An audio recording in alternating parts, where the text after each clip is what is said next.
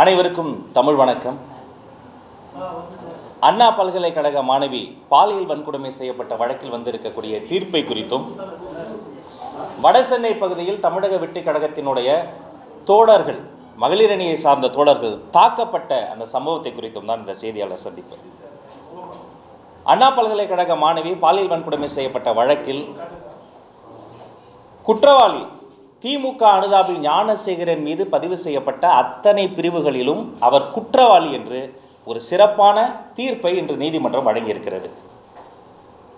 இருண்டு கிடக்கிற தமிழ்நாட்டில் வெளிச்சத்தை பாய்ச்சி இருக்கிறது நீதிமன்றம். நிர்வாகம் சீர்குலைந்து கிடக்கக்கூடிய தமிழ்நாட்டில் நீதியை நிலைநாட்டி இருக்கிறது நீதிமன்றம். கடந்த ஆண்டு டிசம்பர் மாத இறுதியில் பாதிக்கப்பட்ட மாணவி புகார் கொடுத்தவுடன் காவல் நிலையத்திற்கு விசாரணைக்காக அழைத்து வரப்பட்ட இந்த குற்றவாளி சில அரசியல்வாதிகளினுடைய தலையிட்டால் திரும்ப வீட்டுக்கு அனுப்பப்பட்டார். இந்த விவரம் அறிந்து பெண்கள், ஆண்கள், இளைஞர்கள், சமூக ஆர்வலர்கள் என பலரும் மக்கள் போராடினார்கள். பின்பு அவனை கைது செய்தார்கள். பின்பு பத்திரிகையாளர்களை சந்தித்த சென்னை பெருநகர காவல்துறையினுடைய ஆணையர் இந்த வழக்கில் குற்றவாளி ஒருவர்தான் என்று பேசினார். அது மட்டும் இல்லாது, இந்த வழக்கு பதிவு செய்யப்பட்ட அந்த விக்டிம், அந்த மாணவியினுடைய விவரங்கள் புதுவெளியில் வெளியானது. அப்போது சென்னை உயர்நீதிமன்றம் தானாக முன்வந்து இந்த வழக்கை விசாரணைக்கு எடுத்துக்கொண்டது. தானாக முன்வந்து இந்த வழக்கை விசாரணைக்கு எடுத்துக்கொண்டு மிக முக்கியமான கேள்விகளை கேட்டது. விசாரணை முடிவதற்குள்ளே இந்த வழக்கில் ஒரு குற்றவாளி தான் என்ற முடிவுக்கு எப்படி வந்தீர்கள்? ஒரு விக்டிமுடைய டீட்டெயில்ஸை எப்படி பேணி பாதுகாக்க வேணும்? Against the law, against the constitution போய் அந்த மாணவியினுடைய, பாதிக்கப்பட்ட மாணவியினுடைய அந்த அட்ரஸ் வரைக்கும், அவங்க வீதியினுடைய பெயர் வரைக்கும் எப்படி வெளியில் வந்தது? இதற்கு இடைக்கால நிவாரணமாக 25 லட்சம் ரூபாய் தர வேண்டும் என்றும், அது சம்பந்தப்பட்ட அதிகாரிகளிடமிருந்தே பிடித்தம் செய்து தர வேண்டும் என்றும் நீதிமன்றம் தமிழ்நாடு அரசின் மீது தலையில் குட்டியது. பின்பு காவல்துறை ஆணையருக்கு கீழே இருக்கக்கூடிய கேடர்ஸ் விசாரிக்கக்கூடாது என்று எஸ்ஐடி, ஸ்பெஷல் இன்வெஸ்டிகேட்டிவ் டீம் போட்டு 3 பெண் அதிகாரிகளை அதில் நியமனம் செய்து, ஆச்சரியம் என்னன்னா, இவ்வளவு கொடுமைகளுக்கு பிறகு, இந்த டீட்டெயில்ஸ்லாம் வெளியில் வந்த பிறகு, அந்த பாதிக்கப்பட்ட விக்டிமினுடைய அத்தனை விவரங்களும் வெளியில் வந்த பிறகு அதை சாதகமாக பயன்படுத்தி கொண்டு ஆளுங்கட்சிக்கு ஆதரவாக மனசாட்சி இல்லாமல் முட்டு கொடுக்கக்கூடிய சிலர் அந்த பாதிக்கப்பட்ட பெண்ணை கேரக்டர் அசாசினேஷன் செய்து தப்பும் தவறுமாக சோசியல் மீடியாவில் எழுதிய பிறகும் கூட மிக உறுதியாக நின்று இந்த வழக்கில் தனக்கு மட்டுமல்ல வேறு யாருக்கும் இப்படி ஒரு அநியாயம் நடந்துவிடக்கூடாது என்று இந்த வழக்கில் உறுதியாக நின்ற பாதிக்கப்பட்ட அந்த மாணவி, அந்த சிங்க பெண்ணை தமிழக வெற்றி கழகம் தலை வணங்குகிறது. இது அந்த பெண்ணுக்கான வெற்றி. இது இந்த தீர்ப்பை அளித்த நீதிபதி ராஜலட்சுமி அம்மா அவர்களுக்கான வெற்றி. கடைசி வரைக்கும் சென்னை உயர்நீதிமன்றம் தனது கண்காணிப்பிலே வைத்திருந்தது நீதிபதிகள் எஸ் எம் சுப்பிரமணியம் மற்றும் லட்சுமி நரசிம்மன் அவர்களுக்கான வெற்றி. ஆனால் இன்றைய தினம் மாண்புமிகு தமிழ்நாடு முதலமைச்சர் அண்ணன் மு க ஸ்டாலின் அவர்கள் கொஞ்சம் கூட மனசாட்சி இல்லாமல் இது தங்களுக்கு கிடைத்த வெற்றி என்று அறைகூவல் விடுகிறார். உங்களுக்கு கொஞ்சமாவது அறம் இருக்கிறதா? இது உங்களுக்கு கிடைத்த வெற்றியா?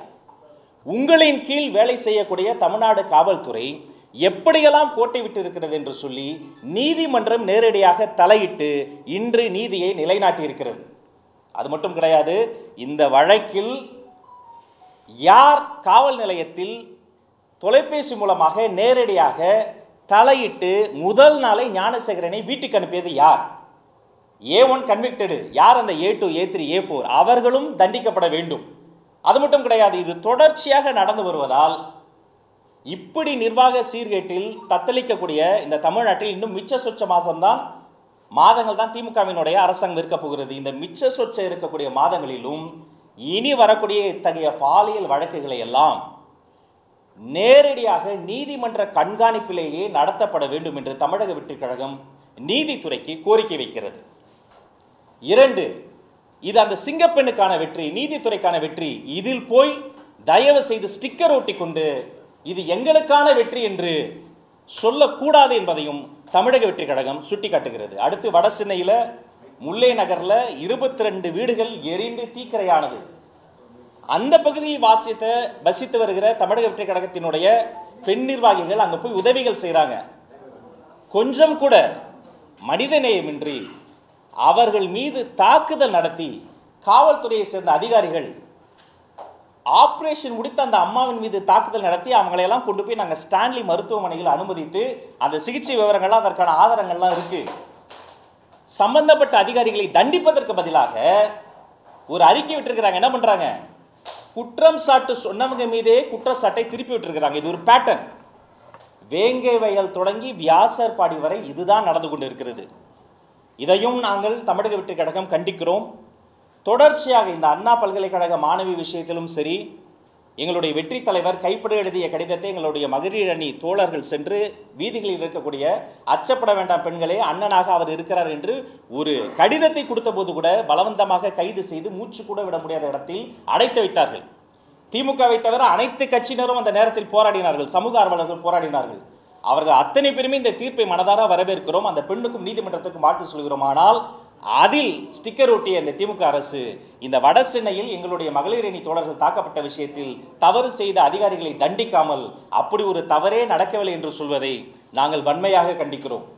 இனி ஒரு முறை தமிழக வெற்றி கழகத்தினுடைய சிங்கப்பெண்கள் யார் மீதாவது இதை போன்ற ஒரு வன்முறை சம்பவம் நிகழ்ந்தால் பார்த்து கொண்டு சும்மா இருக்க மாட்டோம். மக்களை திரட்டி மாபெரும் மக்கள் போராட்டம் வெடிக்கும் என்பதை ஒரு எச்சரிக்கையாக நாங்கள் சுட்டிக்காட்டுகிறோம். இந்த நீதிமன்றத்தினுடைய வரலாற்று சிறப்புமிக்க தீர்ப்பையும் நீதிபதிகளையும் நாங்கள் வாழ்த்துகிறோம், வரவேற்கிறோம். வட சென்னையில் நிகழ்ந்த மனிதாபிமான அற்ற அந்த தாக்குதலை நாங்கள் கடுமையாக கண்டிக்கிறோம். வியாசர்பாடி விவகாரத்தில் நீங்கள் மலிவான அரசியல் பண்றீங்க அப்படின்னு சொல்லிட்டு காங்கிரஸ் தலைவர் செல்வ பெருந்தகை குறிப்பிட்டிருக்கிறார். அந்த பகுதியில் வசிக்கக்கூடிய அண்ணன் செல்வ பெருந்தகைக்கு ஒன்னே ஒன்று நான் கேட்குறேன். பாதிக்கப்பட்ட மக்களை போய் நாங்கள் பார்க்கக்கூடாதா? வீடு பத்தி எரிஞ்சிருச்சு, குட்டி அந்த குழந்தைகளுக்கு கொடுக்க பால் இல்லாமல் பெண்கள் அங்கே சிரமப்படுறாங்க, போய் பாலும் பிரெட்டும் கொடுக்கக்கூடாதா? இது இந்தியா என்பது ஜனநாயக நாடா இல்லையா? இங்கே சுதந்திரம் இருக்கா இல்லையா? அப்படி பால் கொடுக்க போன உதவிகள் செய்ய போன பெண்களினுடைய வயிற்றில் எட்டி உதைத்து இருக்கிறார்களே, யார் மலினமான அரசியல் செய்வது என்பதை சேராத இடம் சேர்ந்திருக்கிற அண்ணன் தான் சொல்லணும். இப்போ இந்த அண்ணா பல்கலைக்கழக விவகாரத்தில் முதலமைச்சர் பல்வேறு நடவடிக்கை எடுத்திருக்கோம். எங்களுக்கான நாங்கள் 157 நாட்கள்ல ஒரு வழக்கு விசாரிச்சு தீர்ப்பே வாங்கி கொடுத்துருக்கோம்னு சொல்றாங்க. அவர் எங்க சார் வாங்கினாங்க? மாறி மாறி தவறு பண்ணாங்க.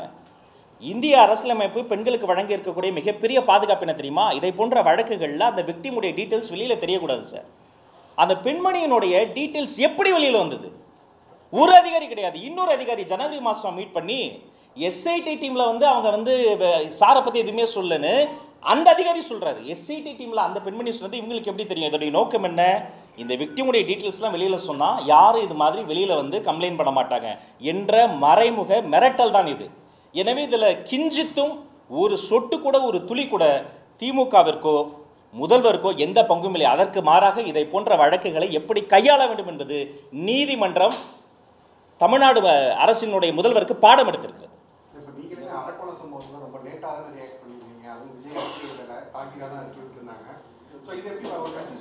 தோழர் அறிக்கையே விடாத போது பேசல, நீங்க வெளியவே வரல, நீங்க மாநாடு போடல, நீங்க மக்களை சந்திக்கல. நீங்க மாநாடு போட்டார், வெளியே வந்தார், மக்களை சந்தித்தார், அறிக்கை விட்டார். ஆனால் அறிக்கை விடும்பொழுது அறிக்கை மட்டும் விடுறீங்கன்றீங்க. அறிக்கை என்பதும் இந்த ஜனநாயக நாட்டில் மிக முக்கியமான ஒரு tool. It's a political tool. நான் பெரிய லிஸ்ட்டுங்க. இது இன்னொரு பேட்டர்னுங்க. அது வேங்கவேலா இருக்கட்டும், வியாசர்பாடியாக இருக்கட்டும், குற்றம் சொல்கிறவங்க, குற்றச்சாட்டு சொல்கிறவங்க மீதே குற்றச்சாட்டு சொல்கிறாங்களே, நல்லா கவனிச்சிங்கன்னா பெரும்பான்மையா அவங்க ஒடுக்கப்பட்ட சமூகத்தை சேர்ந்த மக்களாக இருக்கிறாங்க. அப்புறம் என்னையா சமூக நீதி? ஒடுக்கப்பட்ட மக்களினுடைய சிறுபான்மையினுடைய காவலனாக தான் இருக்கிறேன் என்று மார்த்தட்டக்கூடிய மாண்புமிகு முதலமைச்சரை கேட்கிறேன். இந்த ஒடுக்கப்பட்ட மக்கள் என்ன பாவம் செஞ்சாங்க? காவல் நிலையம் போனால் பெண்களுக்கு பாதுகாப்பு இருக்கு அப்படின்னு சொல்றாங்க. காவல் நிலையத்துக்கு வரக்கூடிய பெண்களுக்கு, கம்ப்ளைண்ட் தர வரக்கூடிய பெண்களுக்கு காவல் நிலையத்தில் பாதுகாப்பு இல்லை என்று இந்தி கூட்டணியில் இருக்கக்கூடிய கம்யூனிஸ்ட் கட்சியினுடைய மாதர் சங்கம் பேரணி நடத்துது. அந்த பேரணிக்கு முதல்ல அனுமதி தரல அவர். எனவே இது முழுக்க முழுக்க இதில் அரசியல் செய்வது திமுக தான்.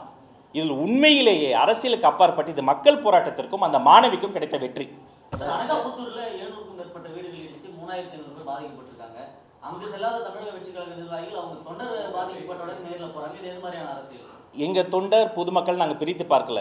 அரக்கோணம் மட்டும் கிடையாது, இங்க தர்மபுரியில் இருக்கக்கூடிய ஒரு பகுதியில் முறைப்படி அனுமதி வாங்கி விஏஓ, எஸ்பி, அங்கே இருக்கக்கூடிய ஆர்ஓ எல்லார்கிட்டையும் முறைப்படி அனுமதி வாங்கி ஒரு கொடி கம்பத்தை திறக்க போகிற சூழ்நிலையில் லோக்கல் போலீஸ் திறக்கக்கூடாதுன்னு அடிக்கிறாங்க.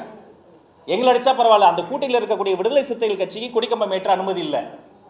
அப்போ இது முழுக்க முழுக்க ஒரு இடம் மட்டும் கிடையாது, திக்கெட்டும் திசையட்டும் முற்றுமுழுதாக நிர்வாக சீர்கேடாக மாறிவிட்ட ஒரு தமிழகத்தை நாம் பார்த்து கொண்டிருக்கிறோம். இன்னும் கொஞ்ச நாட்களில் தமிழக மக்கள் 2026 இந்த திமிர் பிடித்த ஆணவத்தில் இருக்கிற சாதி வெறி பிடித்த பெண்களுக்கு பாதுகாப்பை உறுதிப்படுத்தாத, இந்த ஒடுக்கப்பட்ட மக்களுக்கு அவர்களுக்கான பாதுகாப்பை உறுதிப்படுத்தாத இவர்களுக்கான ஒரு பாடத்தை கற்றுக் கொடுக்கும். நீங்கள் அந்த வீடுகளை இடிக்கிறீங்களே, ஏங்க இருக்கக்கூடிய அடுக்குமாடி கட்டிடம் காசாகிராண்ட போய் இடிப்பார்? அவர் மாட்டார். ஏன்னா அந்த ஒடுக்கப்பட்ட மக்கள்னா ஒரு மாற்றான் தாய் மனப்பான்மையோடு இவர்கள் நடத்தி கொண்டு இருக்கிறார்கள். இதை தமிழக வெற்றி கழகம் கண்டிக்கிறது. சார், 5000க்கும் மேற்பட்ட பொதுமக்கள் இருக்காங்க. ஏன் தமிழக வெற்றி கழகம் நேரில் போய் ஒரு ஆய்வு பண்ணியோ மக்களுடைய கருத்துக்களையோ கேட்டு எல்லா இடத்துக்கும் போறோம் அப்படின்னு சொல்றீங்க. இப்ப நேற்று இந்த 2 நாளைக்கு முன்னாடி இந்த வியாசர்பாடி சம்பவத்துக்கு நேரடியா போறாரு. அது கட்சிக்காரங்க பொதுமக்கள்ன்றதை தாண்டி அது என்ன விருப்பம். ஆனா அங்க அனகாபுத்தூர்ல 5000க்கும் மேற்பட்ட மக்கள் இருக்கும்போது ஏன் அங்க நேர்ல போய் பார்க்கலன்ற ஒரு கேள்வி இருக்குல்ல. கட்டாயமாக இந்த வடசென்னை சம்பவத்திலையுமே நேரடியாக வருகிற பொழுது எங்களுக்கு எந்த விதமான ஒத்துழைப்பும் தருவதில்லை. அவங்க என்ன பாவம் பண்ணாங்க? பூட்ஸ் காலில் உதைப்பீங்களா? அந்த தாயினுடைய அப்படிப்பட்ட ஒரு வயிற்றிலிருந்து தான், அந்த கருவறையிலிருந்து தான் நீங்களும் பிறந்து வந்தீங்க.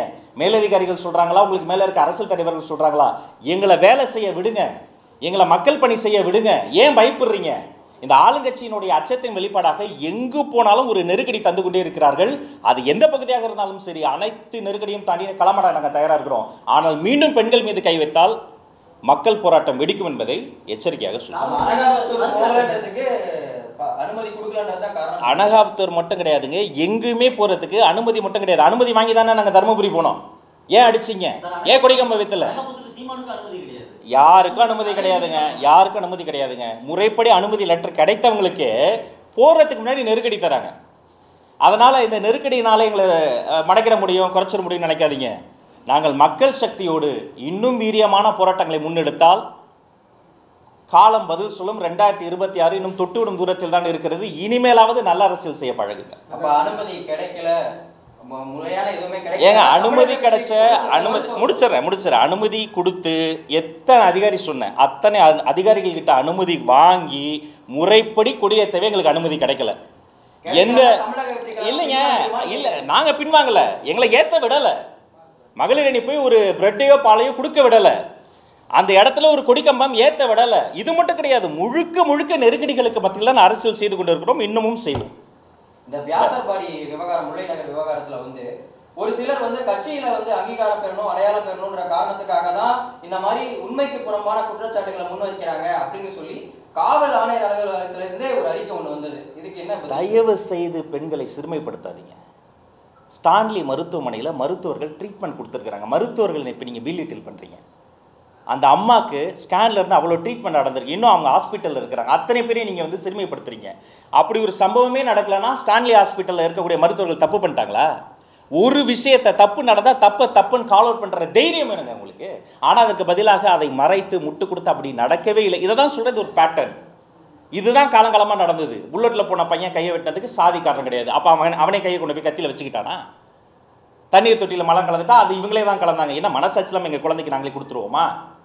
வியாசர்பாடியில் காவல்துறை அடிக்கவே இல்லை. அப்போ ஸ்டான்லி ஹாஸ்பிட்டல் என்ன அவங்கள படுக்க போட்டு அவங்கள வெறும் ட்ரிப்ஸ் ஏற்றி அனுப்பிட்டாங்களா? அது என்ன நாடக கம்பெனியா? இந்தியாவினுடைய மிக முக்கியமான மருத்துவமனை. இங்கு ஒரு பிரபல நீதிபதி சொன்னதை நான் சொல்கிறேன். தீர்ப்பை முடிவு செய்துவிட்டு விசாரணை செய்யாதீர்கள் காவல்துறையினரே. விசாரணை செய்து முடித்து இந்த விசாரணையின் மூலமாக தவறு செய்தது யாராக இருந்தாலும் அவர்களுக்கு தண்டனை கிடைப்பதை உறுதி செய்யும்.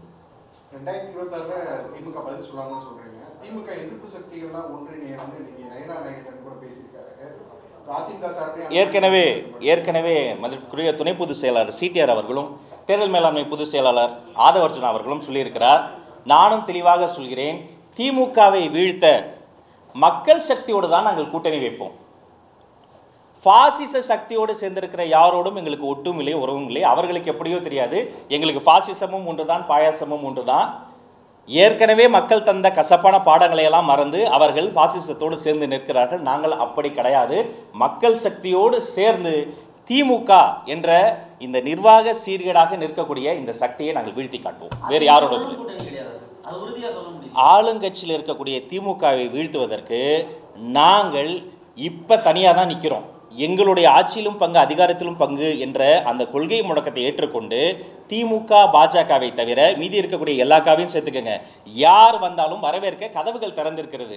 ஆனால் அந்த கேள்விக்கு பதில் சொல்ல வேண்டியவர்கள் அவர்களினுடைய வார்த்தைகளை நான் சொல்ல முடியாது. மக்கள் சக்தியோட கூட்டணி வைக்க தயார் அப்படிங்க. யார் அந்த மக்கள் சக்தி? மக்கள் தாங்க, வாக்காளர் தாங்க. தேர்தல் அதிகாரி கொடுத்திருக்கக்கூடிய டேட்டா படி ஆல்மோஸ்ட் 6 கோடி பேர் இந்த வாட்டி ஓட்டு போட போகிறாங்க. அதில் புதிய வாக்காளர்கள் சற்றொப்ப 1.5 கோடி பேர்.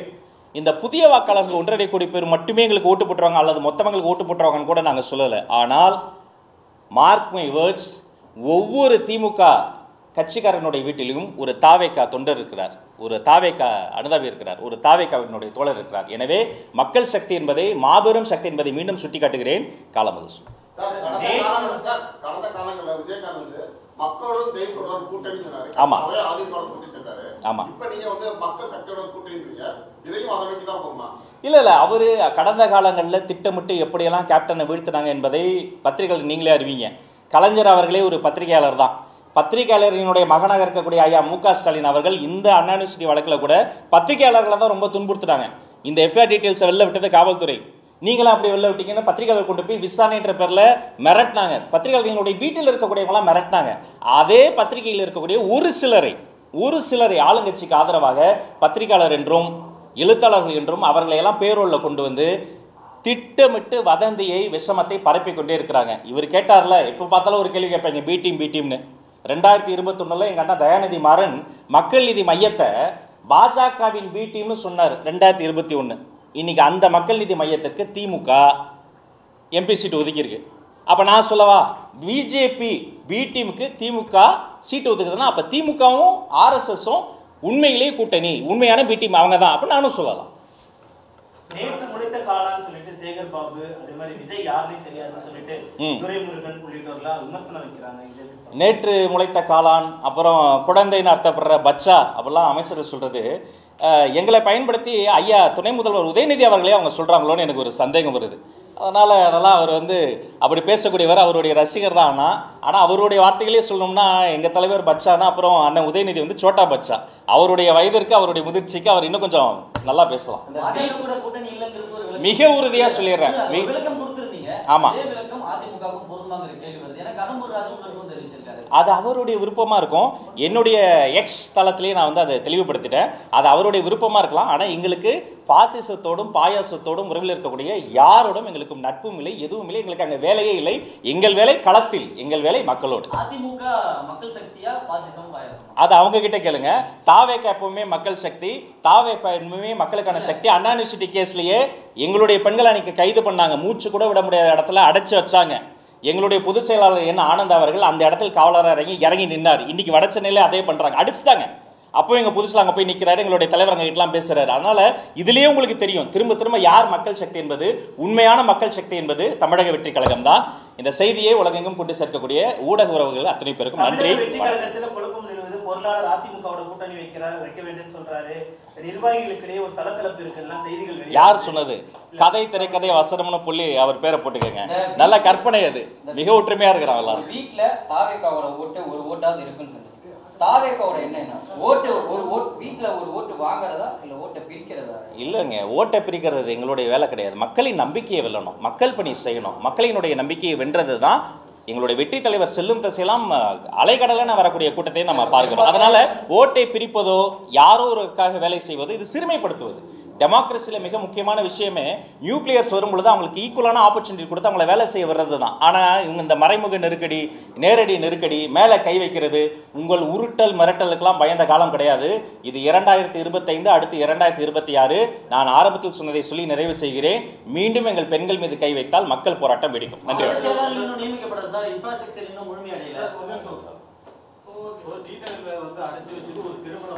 ஆமா, ஆமா, இருந்தாங்க, நிறைய இடங்கள் இருந்து அந்த இடம் மூச்சு திணற இடத்துல அடைச்சாங்க. நீங்க சொல்றது எப்படி? நீங்க உள்ள போய் பாத்தீங்க தோழர். நானும் சொல்றேன். ஆமா ஆமா நான் சொல்றேன், நானும் சொல்றேன். ஆனா இந்த போராட்டம் என்பது ஒரு கைப்பட எழுதிய கடிதத்தை டெமோக்ராட்டிக்கா மற்ற பெண்களுக்கு கொடுக்குறது. ஏன்னா இப்போ ஒரு அச்சம் நிலவியது. அண்ணா யூனிவர்சிட்டியில் இப்படி நடந்துட்டா வெளில வர முடியாதா? அந்த உழைக்கும் மகளிர் படிக்கும் பெண்கள் அவர்களுக்கான ஒரு கான்ஃபிடன்ஸ் கொடுப்பதற்கான ஒரு லெட்டர், அதற்கு அதிரடியாக அனைவரையும் கைது செய்து அடைத்து வைத்தது தவறு தான். அது மாற்றுக்கிறதே கிடையாது. அவங்க என்ன தப்பு பண்ணாங்க? அவங்க எங்கேயோ போய் இப்போ வேற ஏதாவது போராட்டம் பண்ணாங்களா? பொதுமக்கள் சொத்துக்கு இடையூறு செய்தாங்களா? தாவேக்காவை சார்ந்தவர்கள், அதனால அப்படி அடைத்து வைத்தாங்க. நன்றி சார்.